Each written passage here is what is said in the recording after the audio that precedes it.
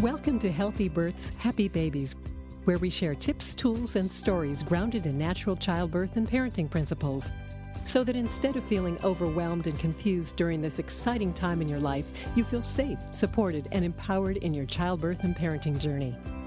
And now, here's your host, Dr. J. Warren. Hello and welcome back to another episode of Healthy Births, Happy Babies. I'm Dr. J. Warren. I'm the prenatal and pediatric chiropractor here at the CAP Wellness Center.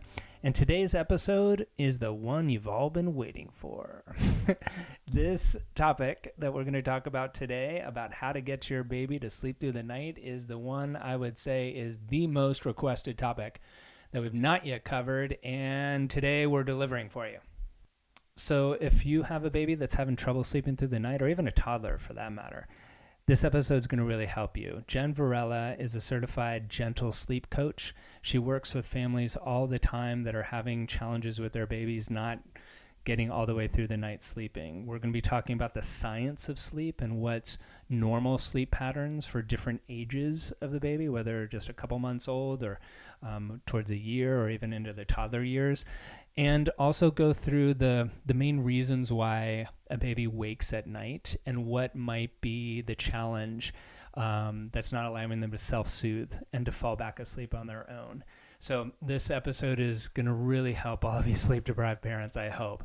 I'm really happy to bring her on the show, and we're going to switch over to that conversation in just a moment. But as always, let's take a moment to hear a word from our sponsor, the CAP Wellness Center. Hi, it's Dr. J, and one of the things I love about working at the CAP Wellness Center is being able to play a role in bringing a baby into the world that much more safely, much more naturally, and much more healthy. You know, it's something that is an amazing gift to give a child, to have them start off their life healthy without the stress and the trauma that can all too often be a part of the birth experience. So I consider it an honor to work with pregnant women to help them with that time during their pregnancy. And it is a privilege to be able to work with infants and help correct any distortions that might have happened through the birth process and allow them to start off their life healthy in alignment and in balance, so that a health challenge doesn't hold them back from being all that they can be in this world.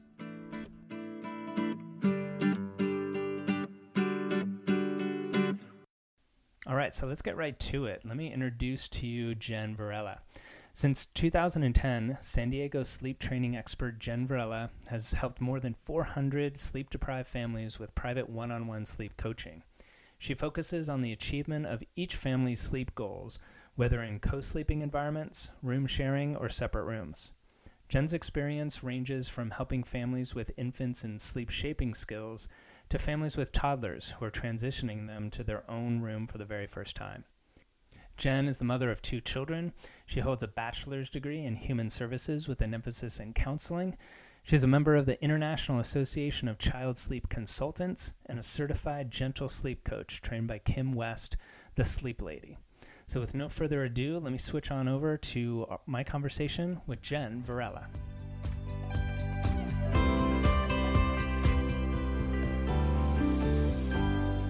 All right, Jen, welcome to the podcast.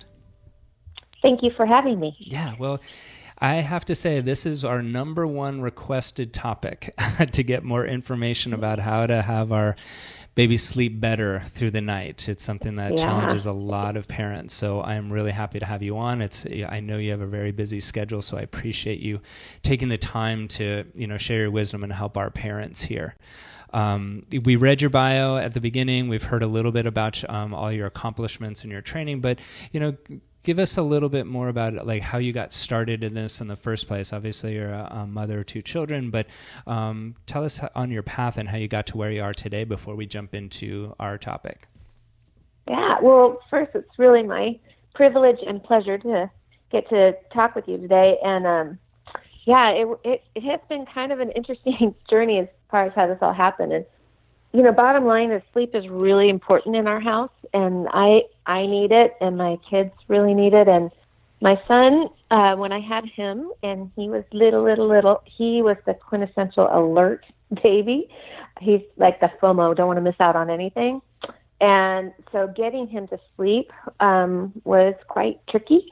And I'm kind of a weird sleep coach because tears make my ears ring. I get lightheaded and feel physical pain.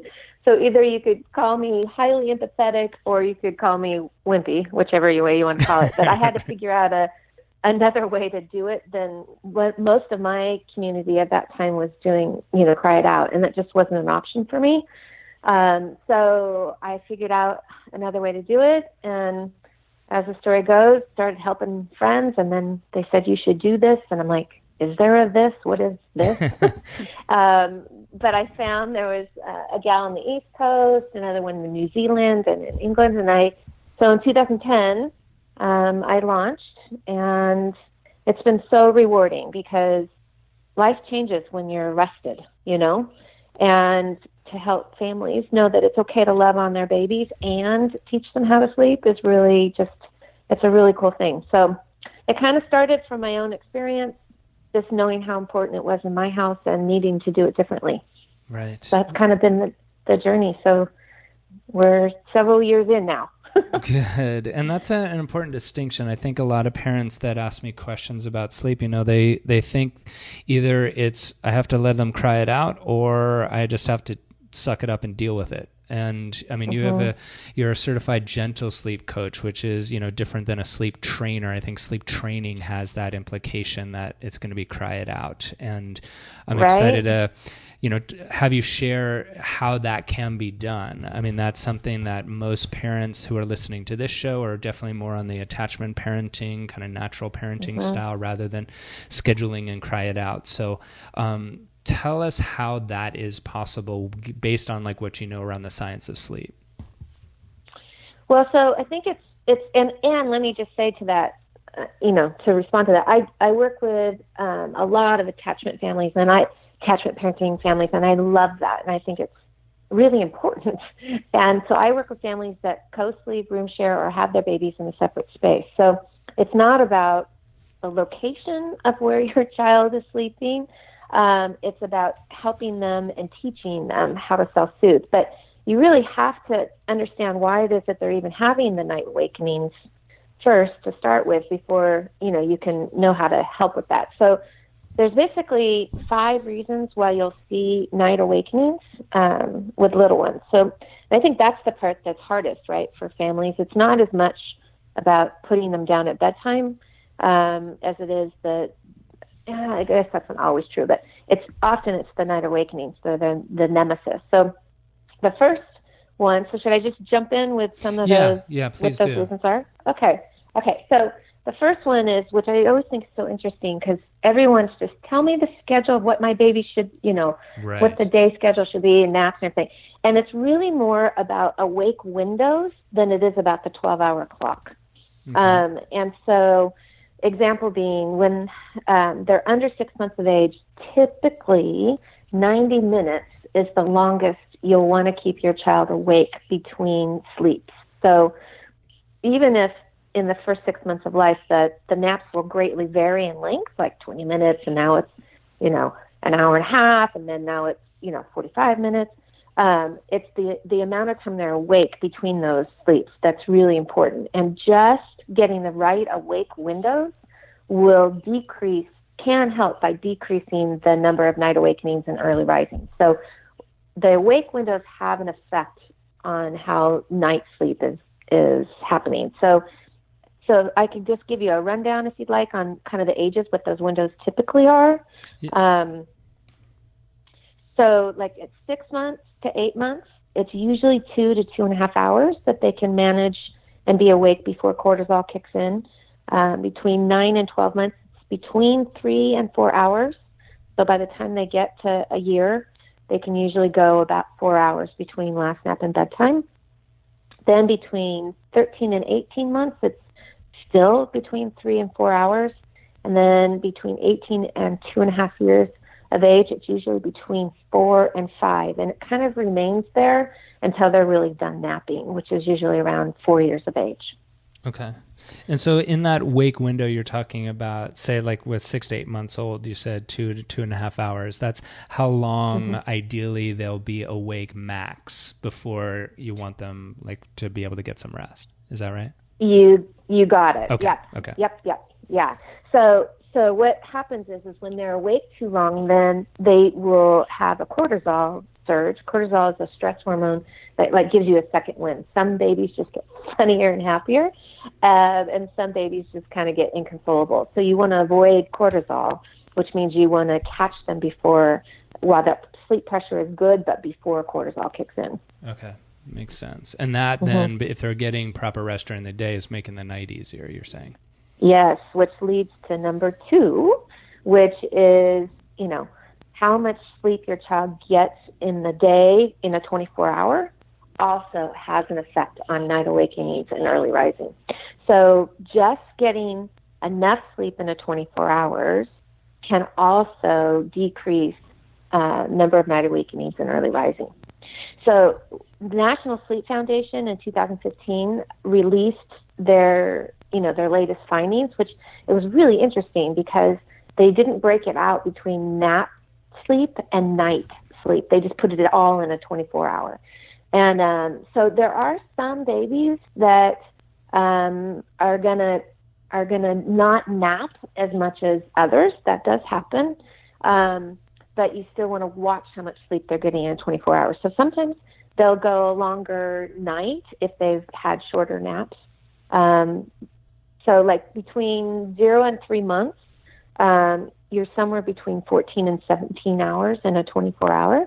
And then they break it out from 4 to 11 months, which I think is an awfully big window. And they're saying that's between 12 and 15 hours. I find in my practice that at 6 to 8 months, they're around 14 to 15 hours. And then by the time they're between 9 and 12 months, they're closer to 14 hours. So I always lean on let's get more sleep rather first, right? So when I'm looking at how can we get them to be in a good spot with a full sleep tank. And then with toddlers from 1 to 2 years of age, they recommend 11 to 14 hours. But I find in my practice that under 18 months, it's still like 13 and a half to 14 hours. Okay. And then over 18 months, it's going more like 13 and a half. So you'd mentioned that like your first strategy is just to get in a 24-hour period up to those ranges before you start looking at daytime versus nighttime. Well, or what I would say before trying to implement any kind of sleep coaching or sleep training. Got it. I would say if you'll just get them enough sleep in the 24 hours and then especially watch that last awake window, that it's in those ranges that I had mentioned. Okay. So reasons for night awakenings are not enough sleep in the 24 hours, too large of awake windows, and then, of course, the next one would be night feeds, right? So, you don't want, especially little one, you don't want them sleeping so deeply that they're not waking for their nutritional needs, right? So there's purpose in that, and that's a good thing. Right. I do recognize there comes a time when, it's appropriate. When your pediatrician tells you, what, your little one can go 11 to 12 hours at night, well, then you could maybe look at, is it the time to possibly wean or, reduce down to one night feed. But there's a lot of reasons to keep a feed, even if your baby can go 11 to 12 hours. And one of those would be supply. If you have any supply issues, then I work with a lot of moms that, decide to keep a feed, even though, the doctor's given them permission to go 11 or 12 hours. So it's a myth that you have to night wean in order to sleep train or sleep coach. I all the time in my practice will keep a feed in the night, and they'll learn to sleep through the night just fine with the absence of that one, night feed. So I think it's important to know that you don't have to trade sleep for feeding. Right. You can still have both. And I think that's sometimes a little overwhelming for moms, if they feel like they have to wean in order to, get their baby sleep through the night. I will say I have had 2 babies in my practice that until mom did night wean, the night awakenings didn't fully go away, because it's like they're so smart. They were like, oh, but one time you feed me. So, right? So is this the time? So I'm not saying that it can't happen, but it's a myth that you have to do that. Okay. So yes, you could have that one little one that just until you night wean, they don't stop with the night awakenings, but that's more rare than common. Okay. And good for a parent to know. So that's on their list. Right. Yeah. Yep. So should I keep going? Yeah. So the next one we were going to talk about is the REM sleep. Yeah. So I love this one. I love this topic. So REM sleep, REM, is rapid eye movement. It's when you'll see them like grimace in their sleep or flinch. So it's an active part of sleep. And what's so significant about it is when I look at it from the standpoint of little ones and all of this, is that it's when we take the information from the day and put it into long-term memory. So when you think about a little one that comes into the world from the womb, there's a lot of information to log, right? To put into long-term memory. So there was a study done to try and prove that babies didn't dream, and they ended up proving that babies dream more than college-age students, and infants dream more than 9-month-olds. Wow. How do you determine whether a baby's dreaming or not? Well, so they do these sleep studies, right? And they can do the brain mapping and all that stuff and watch what's going on. So it's so fascinating to me because REM sleep is the shorter cycle of sleep. So the BRAC, which is the BRAC, which is basic rest and activity cycle. As adults, we do 30 minutes REM and 60 minutes non-REM. So that's when your body's at rest. That's when they're like little noodles, right? This is usually when you can make that so careful transfer, to a separate sleep surface, and they stay asleep, right? So the reason why I like to really go over this with my clients and the parents that I talk to at workshops is because it helps us manage our expectations. So when you have a little one who's going through a worldview change, so they're hitting a developmental milestone, like the 4 to 5 month old developmental milestone, where they realize that they're not one unit with mom anymore, that they're two separate people. It's when you'll start to see them track like an older sibling or a pet. And sometimes I'll get parents will tell me, it's like their little personality showed up, like they're super engaging.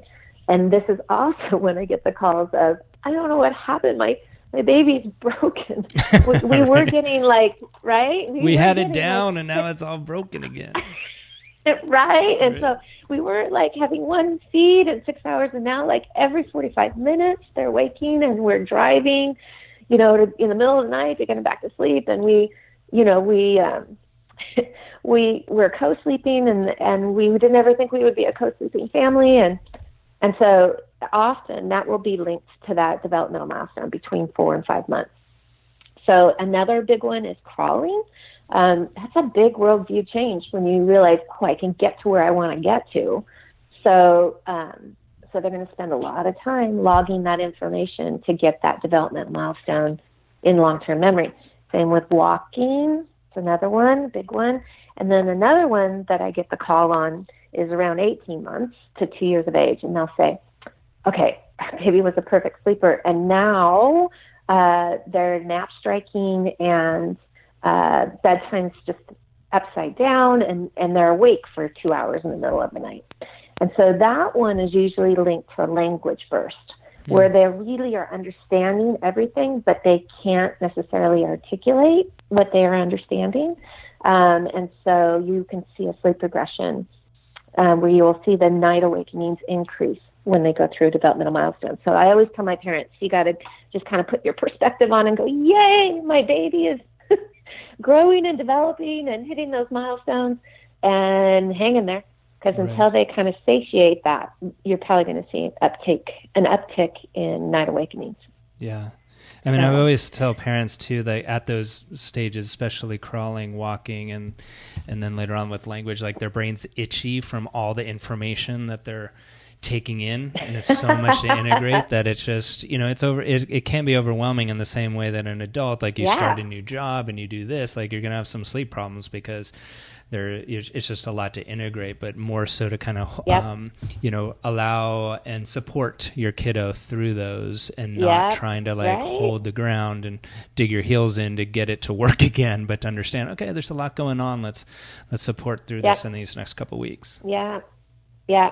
And so often what I'll say is if you have a little one that knows how to self-soothe at bedtime, but you hit one of these developmental milestones, then help them at the night awakenings. Don't write it so hard that you expect them to automatically self-soothe, because once they get past that developmental milestone and they have that skill at bedtime, they'll just start pushing through that night awakening again, and you won't have to be helping them. Okay. So if you know it's really linked to and the other thing is, family life stuff, moving or travel or parents going back to work or a new caregiver or daycare. I mean, those also could be a lot to process, right? Right. So definitely. sometimes it makes more sense just to help them through it, Yeah. so long as they've got the ability to self-soothe at bedtime. Right. Good. Thank you. So the last one you're going to talk about is sleep associations. Yes. So when you look at why they might wake in the middle of the night, it's pretty straightforward. Whatever you're doing at bedtime is what they're going to need you to do in the middle of the night to get them back to sleep, right? So those associations could be sucking, whether that's nursing or bottling to sleep. And it's highly likely that then when they have a night awakening, they're going to need that same nursing or bottling to go back to sleep. Movement, if you're rocking or even patting. I have several families that the yoga ball, that's really important in their house. They're bouncing and bouncing and bouncing on that thing, or galloping in the room. Well, probably at a night awakening, you're probably going to find you need to do some movement again for them. Mm-hmm. The next one would be pressure. So if they're in arms when they fall asleep, or if they're in a swaddle, then they're probably going to need that same pressure in arms again. And then the last two are touch and your presence. So if, I always make this joke of, if you fell asleep in your living room and you woke up in your bedroom, you'd be like, what? How'd I get here? Like, really shocking, right? As compared to if you fell asleep in your bedroom and the pillow was on the floor, it would be like, that's irritating, but okay. As compared to if you fell asleep in your bedroom and nothing changed, you might not even remember waking up. So when you have a little one who is held, nursed, rocked to sleep, then transported to a separate sleep space, well, it's going to be a shocking moment when they go through that BRAC, when they go through that normal transition in those sleep cycles. It's going to be like, wait, where's mom? Where's the nursing, rocking, holding? So for co-sleeping families, it's kind of nice because it's, the touch and your presence aren't as, much of a sleep crutch if you're co-sleeping or bed sharing, I should say. But I think you just got to take a look at what's really happening that they need at bedtime, and then they're going to need that at night awakenings too if they haven't learned the skills to self-soothe. Right. And so in all of those that you just said about, the sucking and movement and pressure, are you saying that those are like bad habits that a parent shouldn't start, or if you have done those things to know those are associations to work with to try and change or break, or are you just working with?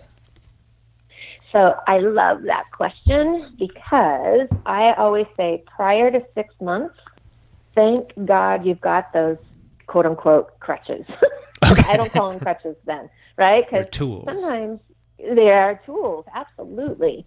And I'm all for whatever it takes to get your baby sleep, then do it. So in my hierarchy of, even though I'm a sleep coach, sleep's really important to me. My hierarchy of priorities are establishing, attachment and establishing good feeds, right? And then sleep from any kind of expectation of ability for them to do it on their own. So if prior to 6 months, those tools have been working for you, and now you get to 6 months, but you're ready to have your little one self-soothing, then I think it's an appropriate time to look at sleep coaching. Okay. And even for my families that are co-sleeping, I find that there is, it's wonderful in the middle of the night to be able to just quickly, efficiently nurse and, give them that reassurance. So I work with a lot of families that still want to co-sleep, but the initial start of the night, there is a value in a little one being able to self-soothe, because if your little one has to have touch in your presence to fall asleep, then there's a good chance either they're going to bed too late because they're staying up on your schedule and they're maybe not getting enough sleep, optimum amount of sleep, or it could be that you're having to go to bed when they go to bed, and then that just doesn't leave for any connection time with your spouse. So I see a value even for the co-sleeping families that to have a little one be able to self-soothe at bedtime initially will make a big difference on, quality of family life.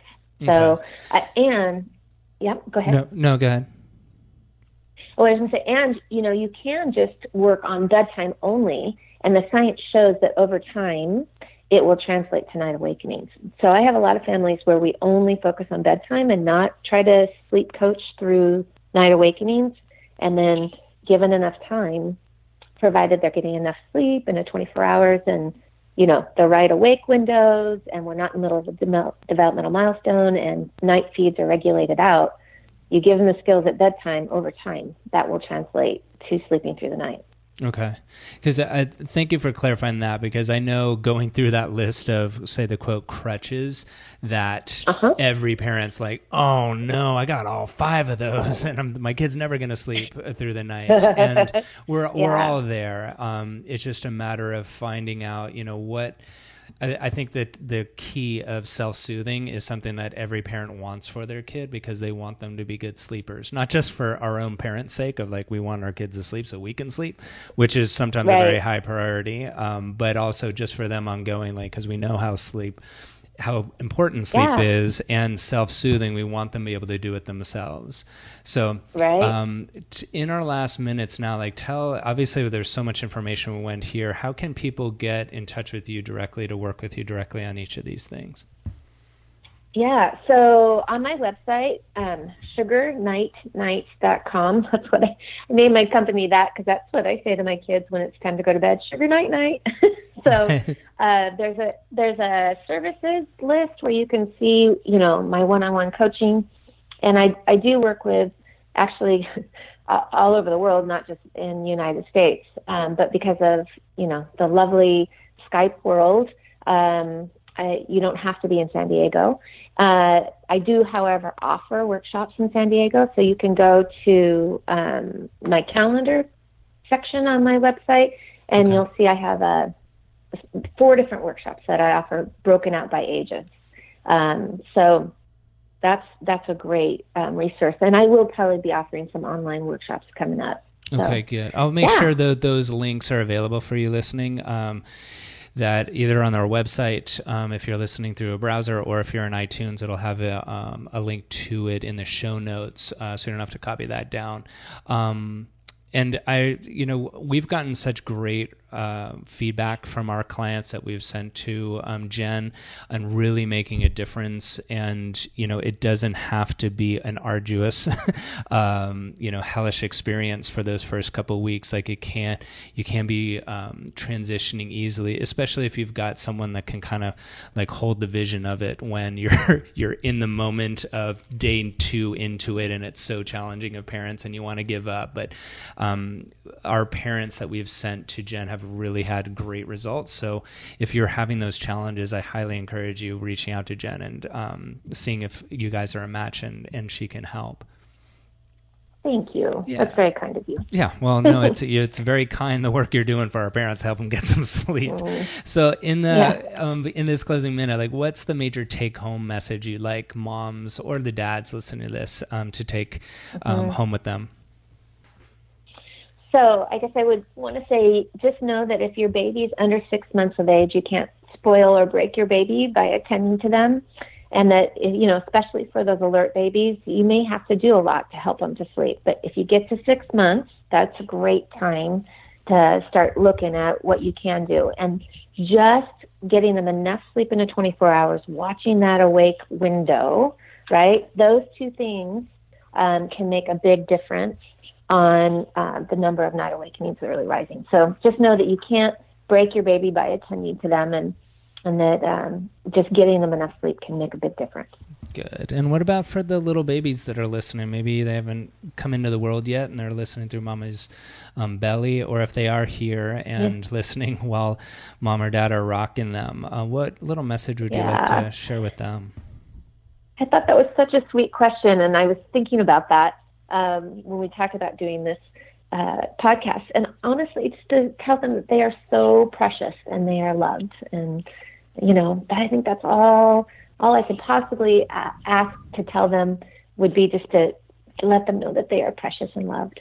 Oh, that is so sweet. Well, thank you again, Jen, for being here. This has been an amazing amount of information. I hope all our listeners are taking it to heart and then getting in touch to just make it that much easier, because parenting can be so fun and so stressful at the same time, and sleep makes a huge difference for us parents as well as for the kiddos. So thank you for being here, Jen. Really my privilege and pleasure. Thank you for the invitation. Thank you for joining us today. For more information about this episode and other natural childbirth and parenting topics, please visit us at capwellnesscenter.com or message us on our Facebook page with any questions you might have.